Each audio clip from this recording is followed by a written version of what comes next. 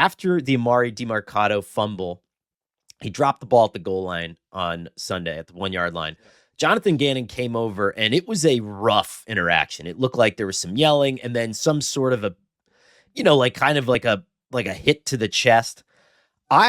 Initially, the way that I looked at it, and knowing at least kind of who Gannon is a little bit, I thought it was like one of those like really aggressive pump up talks. Yeah. You know what I mean? Where it was like, come on, like, you're my guy. Like, you got it. You got it. You got it.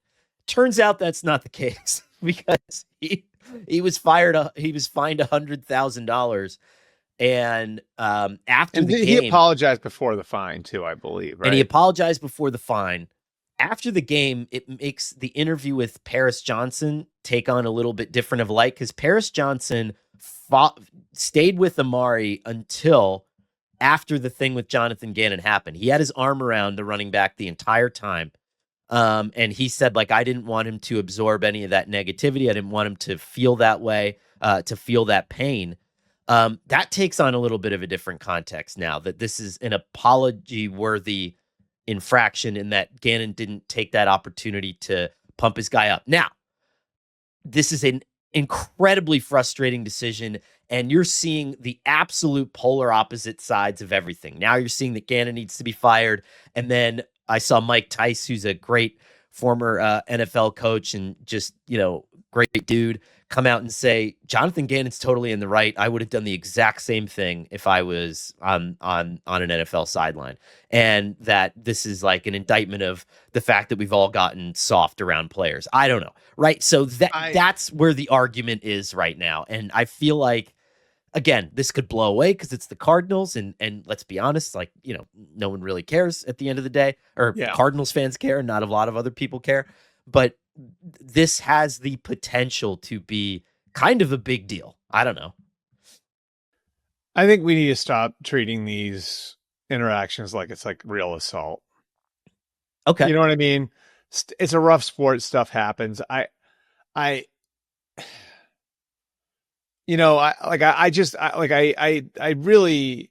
hesitate in these situations because it was so different when we were younger. You know what I mean? Like, and stuff like this wouldn't be caught on camera.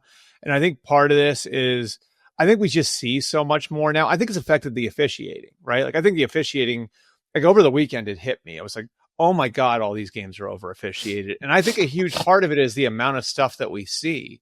And I think it's in the officials' heads, like, well, if I miss this or I miss this, like there are 15 cameras at this game in high definition and someone's going to catch my miss. So if it's close, I got to call it.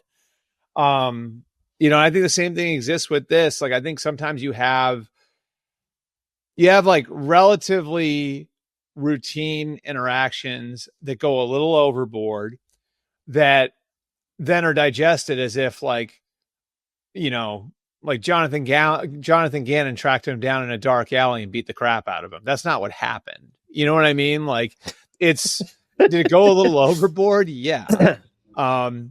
Is this on the level of what happened on Friday night in Indianapolis? No. Yeah.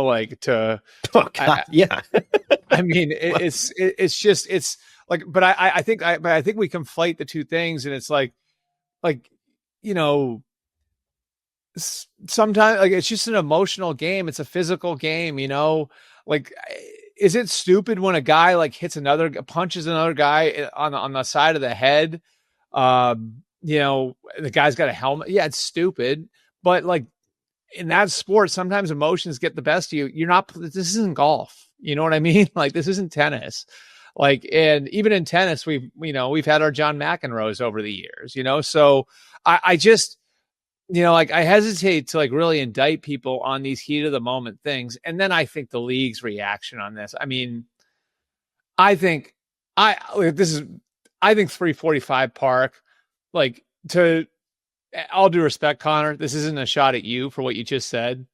Like, I would not put too much stock in what's going on there. I think this is a little bit like this, like, which way is the wind blowing? Okay. Right. All right. Like, so I think if that video doesn't exist, let's just put it, let me ask you this. If all we had was a description of the situation and not the video, would the league have touched it?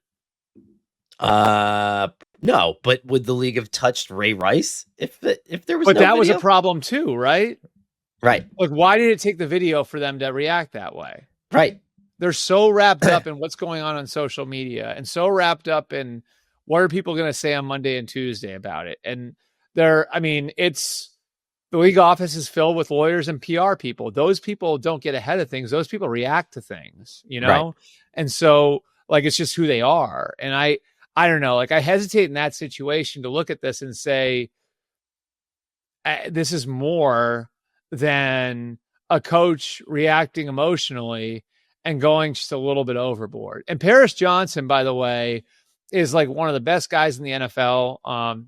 Did you know this? He is actually an alum of the Lantern, the Ohio State school newspaper. So he and I are kind of fraternity brothers that way. Okay. Yeah. Yeah. So he and I are both ex staffers at the Lantern. But I like he's very like he is the guy who would put an arm around the young teammate. You know what I mean? Like and help him through that. So I just knowing Jonathan Gannon, knowing Paris a little bit. I don't know Demercado. Like I don't. So I don't know. Who he would be like. Who he is as much. A situation isn't the most shocking thing in the world or the biggest deal in the world to me, and I just think we need to stop treating every time someone lays hands on somebody else as assault, because it's not the same thing. You know what I mean? It's not the same thing as somebody like hauling out and clotheslining somebody. And sometimes they're treated that way, and, I know we're in different times. Like I'm sure you at one point or another had a coach grab you by the face mask, right? Oh yeah. Yeah. Like you can't do that anymore. So there has been change, you know what I mean? Like in those sorts of things. But at the same time, I think we can all act with good reason in these situations and just like, look, like, did it go a little overboard? Yeah. Is it the end of the world? No. Here's my 2 cents on this. So I wrote about the phenomena of dropping the ball before the goal line.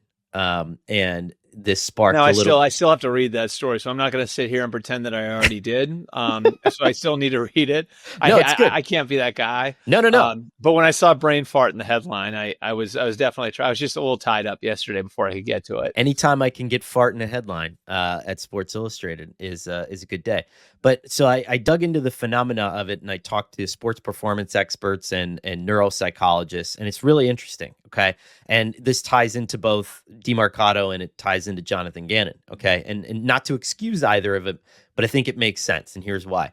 When you're approaching the goal line in certain situations, you are, for whatever reason, like it is an involuntary mental reaction. And so what's happening is he's running, he's already done all the stuff that you have to actively think about. And now your body is on kind of a cruise control. And what you're thinking is like, your brain remembers every time that you've ever scored a touchdown. And now it's giving you that feedback in real time. And it's saying you're about to cross the plane of the end zone. And what do we do when we cross the plane of the end zone? We drop the ball and then we initiate the celebration. And then we get to go have Gatorade. And then like 1 million people are going to send us posts on Instagram, right? And like your brain starts getting flooded with this stuff. And it's one of those situations where it's sometimes for no reason, your body involuntarily initiates the celebration pathway in your muscles before you actually cross the finish line. And so there's people out there saying like, and it's an interesting argument to have. It's like the natural release is what you're saying. It's a natural release, right? So it's like, it's one of those things where a lot of people are like, well, in my day, we handed the ball to the ref. MFer, like, this is not, I guarantee you, this is not a situation where he was so excited to celebrate that he was like, screw it. You know, it's one of those things. It's also probably another cameras are everywhere situation. If this happened in 1971, it would have been a touchdown because no one would have seen it. Right. You know, right. It would have been a score. Yep. And so, but the other side of this is I brought up what Jonathan Gannon did to one of the neuropsychologists. That too is a little bit of an involuntary reaction, not a good voluntary reaction, but he is so in that moment, he is like like we've all yelled at our kids, right? We have all like when we didn't want to. We have all had reactions like that where all of a sudden you just kind of get flooded with all these signals and it's called a bottom-up reaction, right?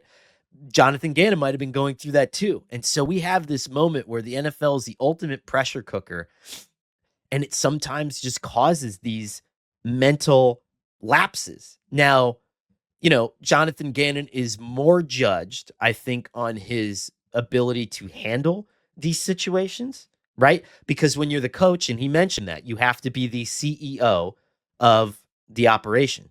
And a CEO doesn't lay hands, just period, Yeah. right? Okay. And I'm not saying that, we all get frustrated and we've all done things that we don't want to do. But when Elon Musk is debuting the Cybertruck and he says they're shatterproof windows and he throws a softball at the window and the whole thing breaks, he doesn't go over and grab the engineer by the by the neck and throw him around. You have to behave in a certain manner at this point in time in the NFL. Period. I'm not saying it's right. I'm not saying it's wrong. I have to tell you about this game-changing product I use before a night out with drinks, and it's called Pre-Alcohol. ZBiotics Pre-Alcohol Probiotic Drink is the world's first genetically engineered probiotic. It was invented by PhD scientists to tackle rough mornings after drinking, and here's how it works. When you drink, alcohol gets converted into a toxic byproduct in the gut. It's a buildup of this byproduct, not dehydration, that's to blame for rough days after drinking.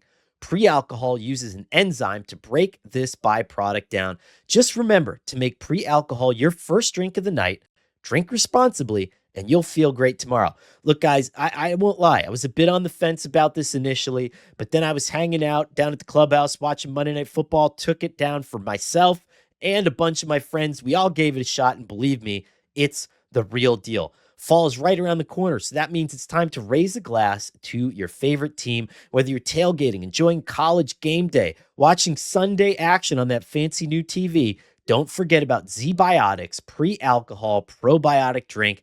Drink a pre-alcohol before drinking and enjoy great days after celebrating all season long. Go to zbiotics.com/MMQB to learn more and get 15% off your first order when you use MMQB at checkout. ZBiotics is backed with a 100% money-back guarantee, so if you're unsatisfied for any reason, they'll refund your money, no questions asked. Remember to head back to zbiotics.com/MMQB. Use the code MMQB at checkout for 15% off. So I just had this thought. Do you think it makes it worse that it happened 1 week after it happened somewhere else? Okay, this is a great part of the discussion. I would say for the majority of the population, you're saying that because AD Mitchell dropped the ball before the goal line the week before, and so everyone was aware of it, okay? Does it make it worse that you did it again? I would say that a majority of the population would say yes. Here's why I changed my mind on this, okay? Okay. This is based on, now, the neuropsychologist that I talked to, Albert, went to the University of Michigan. I don't know if there's an issue with you. Well, then he's definitely wrong. Dispute the findings on this. He's definitely wrong. But the way to fix this, because I asked him this exact question, right? Every coach in the NFL puts up this big video at their first meeting and says, guys, God damn it, don't do this in the game on Sunday. Okay? Yep. That does not help you mentally in any way, shape, or form. Okay?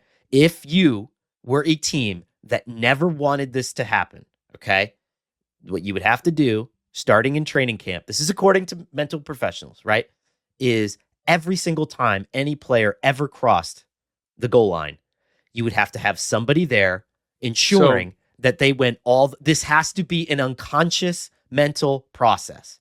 It has to be an unconscious mental process. Okay? That's the argument of people who study the brain for a living. I am also willing to hear the argument that this happened the week before and it shouldn't happen the next week. So that's what I need to ask somebody there this. I wonder if Jonathan Gannon showed it on like Friday or something. I'm sure he did. Because that would be what would set him off, right? Probably. I need to check because like I wonder if like Jonathan Gannon showed it on Friday. Because if that was the case, that would explain it, right? It would explain the frustration, but yes, but no. But like, and you and I have I've been around football coaches. I've been around football coaches since elementary school. I wonder if they, because that is what was said. Like that is what was set a coach off. Is like, look, MFer, I just freaking showed you this on Friday, and you're like, I can see the words coming out of a coach's mouth, can't you? Yeah. And I mean, I need to look into that. I wonder if that's why, like, because that would, to me, it doesn't. I'm not saying it justifies it, but that would explain it, right? I think that makes sense. I agree with you. Yeah. But it's interesting to talk to people who study the brain, because here's how I'll put a bow on it, Albert. Okay, by doing what Jonathan Gannon did, according to psychologists, is that he has now registered this as and this isn't, I'm not doing therapy speak here. I'm just saying the way that the brain registers it as a traumatic experience. So now, what do coaches always want players to do? They want them to play free, right? They want them to not think. Play fast, play free, know what you're doing. Yeah. Play fast, play free, know what you're doing. Now, by doing that, what have you taken away from Demercado? The ability to play fast and play free, because now that that happened to him, and this is a thing, now he's going to be thinking about it every time he touches the football. And you wanted to do, credit to your Ohio State guy, what Paris Johnson did. You wanted to put your arm around him and say, shit happens, dog. We're moving on. You know, right. We love you. Like, and I would say, like, you know, in like old school football, and like old school football theory, hang on a second. I have an answer. He's going for it. In old school football theory, right? The Cardinals showed the play last week. Okay. So the breaking news on the MMQB pod. Yeah. Woo! Yeah, the Cardinals showed the play last week. All right. So that's, yeah, so that, I mean, but it explains it, right? It explains it. So okay, it does. And it explains the frustration. I'm interested to see where it goes from here. But it's the age-old thing, right? Where, but I was saying what I was saying was, in old school football theory, there is a good cop, bad cop thing that goes on within teams, where there's one guy who gets in your face and another guy who puts his arm around you, right? Right. And that's pretty common. And so I wouldn't say that that's like a detrimental thing. Like, I would say, like, that can lead to growth. You know, having somebody very bluntly telling you where you messed up, maybe not with a hand on your chest, but very bluntly telling you where you messed up.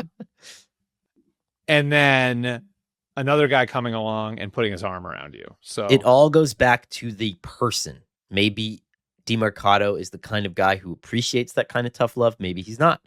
You've talked to players who are like, I like playing for disciplinarians. You've talked to players who say that, I played for the coach like Aaron Glenn right now, for example, cuts the return guy after he drops one ball. Now, does everyone start tightening up a little bit because they think they're going to get cut instead of playing fast and free? I don't know. It's the age-old question. It all depends on how your brain's made up.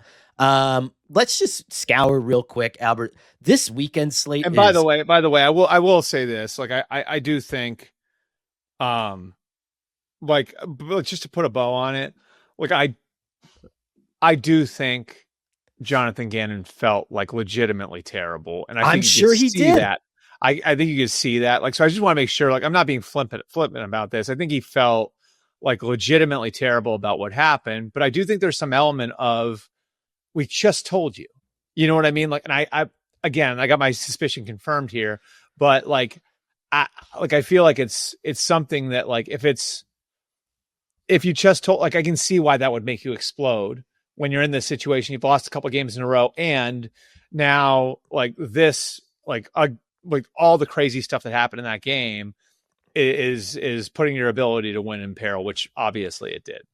Because without that play, they win the game. Right. You only have 17 of them. So anyway, again, not justifying, but just explaining. And I think that I'm glad that we could get to the bottom of that here live. Can Kyler Murray, with that line of thinking, go put his hands on Jonathan Gannon's chest for not letting him try to throw for a first down on 3rd and 8? I don't know. Right? Then we'd have a conversation.